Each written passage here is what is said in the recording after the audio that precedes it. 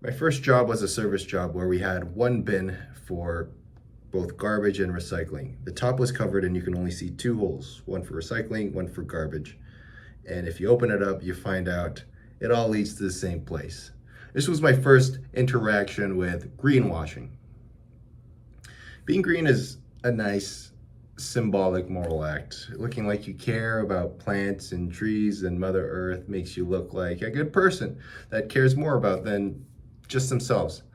Some people actually care about, being good people, saving the earth, but on the economic view, it's really an inefficient way of getting to. Some people actually care about, what good people care about, saving Mother Earth, whatever. But that's a really inefficient way of getting social capital instead of just pretending.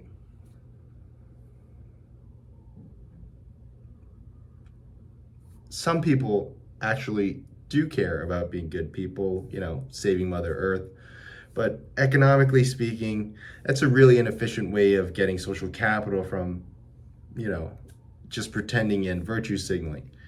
Virtue signaling is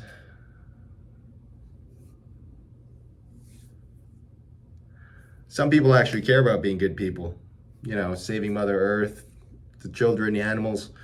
But on the economic view, that's a really inefficient way of getting social capital where you can just pretend and virtue signal and get the same result.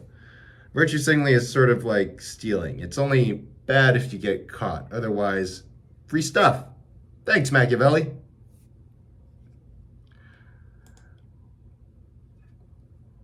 Now, when we think about corporations, do they really care about doing good? No. In fact, they're designed to really care about only one thing: maximizing shareholder profit.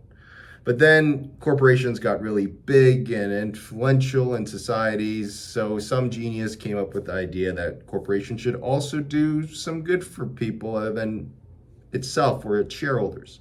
This is the rise of socials, thus the rise of corporate social responsibility. Corporate social responsibility, or CSR, was tied to the long-standing idea of public relations. Basically, corporations can't appear to be too evil because then people will stop buying their stuff and it'll undermine profit maximization.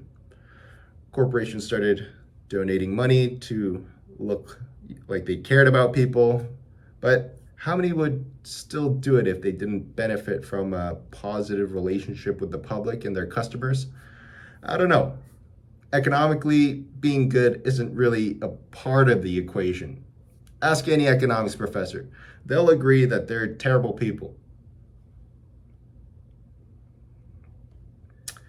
The corporate popularity contest exploded with the rise of ESG that came after CSR. A lot of acronyms. ESG is environmental, social, and governance. Big money, the investment banks, private equity, and other evil capitalists started riding this wave of people trying to put their money into morally upstanding companies. The idea is that caring about the environmental, social, and governance will actually get you better running companies and more return on your investments. Investors can be both moral and get rich at the same time. Great. Rich people love looking like good people. Sounds too good to be true.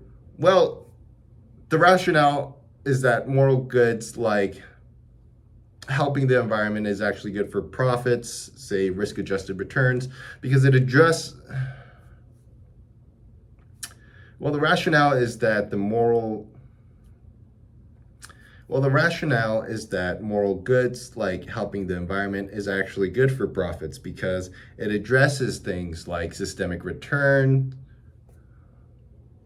Well, the rationale is that moral goodness, like helping the environment, is actually good for profits of a corporation because it addresses things like systemic risks, gets companies looking good, and maybe even gets government incentives like tax savings. This all helps risk-adjusted returns for the corporations. Investors, they like this narrative and were looking to invest in this kind of stuff. So fund managers were trying to ride this wave as well and created a bunch of ESG funds and made a killing. But somewhere along the way, promises were broken. The ESG fund somehow ended up investing in coal companies. I mean, I know a few people in charge of these funds, and they would invest in murder companies if it was going to help their carry, and they'd add murderers. I mean, I know a few people that I know. I know a few people in charge of these funds, and I know they would invest in murder companies if it helped make their carry bigger. And they would add that murders are carried out in a carbon neutral way if it made their vacation houses slightly bigger.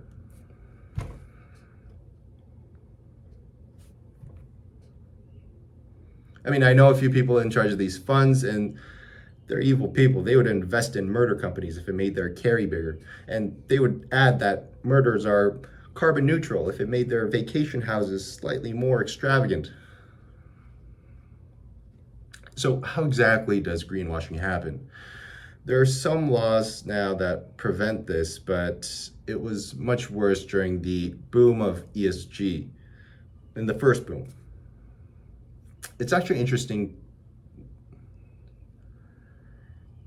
It's actually interesting looking into. It's actually an interesting look into virtue signaling in general and how to manipulate people into thinking that you're morally good. Let's look at some of the tactics. First tactic, buzzwords. ESG, green, clean, sustainable, impact. It's like intersectionality, woke, or DEI. They're terms co-opted by people who are actually doing good and used for purposes of association and signaling goodness. Second tactic, deception by omission. Companies and fund managers might highlight one small green aspect and omit the rest, like an oil company that has 5% renewables and 95 in oil and gas extraction. It's kind of like going to a protest on factory farming just to take a photo.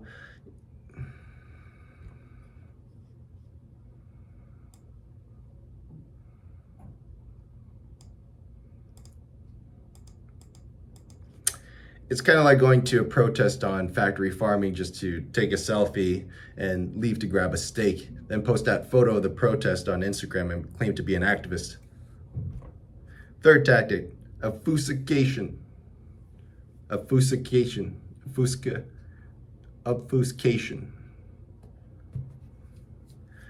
Third tactic, confusion. Beyond the buzzwords, you can use intentionally vague words to deceive others. What really does eco-friendly or responsible investing or ESG integration really mean? It could mean something or it could mean nothing at all. Similar to people using things like feminism, deconstruction, or social construct. They're legitimate terms, but they lack clarity without further elaboration. For instance, I could be a radical feminist in support of abolishing the patriarchy, or I can be the kind of feminist that thinks it's okay that women get to vote as long as they're homemakers. Precision matters, and you can hide a lot in vagueness. Fourth tactic, certifications. There's so many meaningless ESG raters, consultants that give little badges for paying a bunch of money, and a little badge always looks good for the companies. You can also try to align yourself with marginalized people and use them as badges of honor for you.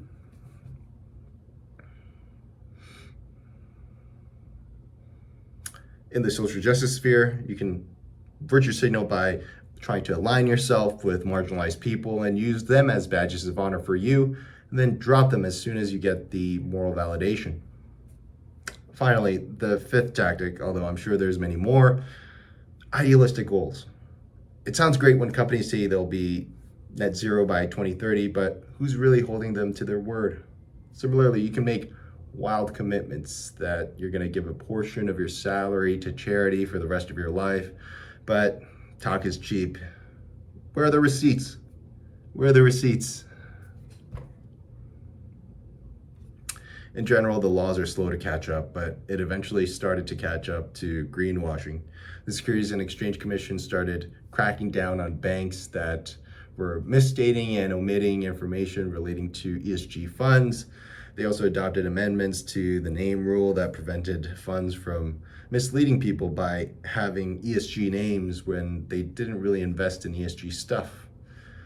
Like a high school party, once the law comes in, the fun is done, and ESG is really sort of a fad that got taken over by AI. Not to say there's still a lot of activity in ESG, but not as much as before. There's definitely a lot of ESG still out there, but the hot thing has turned into AI. Greenwashing, like most lawless things, SPACs, CDOs, etc., don't pump as much money out now because there are more laws and legal risks involved. Legal vacuums are a great source of money because it's usually involving screwing somebody over. And then the law has to step in and say, stop doing that. But overall, I still believe in ESG. The good ESG. Not the greenwashing, but actually trying to use corporate incentives to make changes in society. Am I optimistic about this? Nah.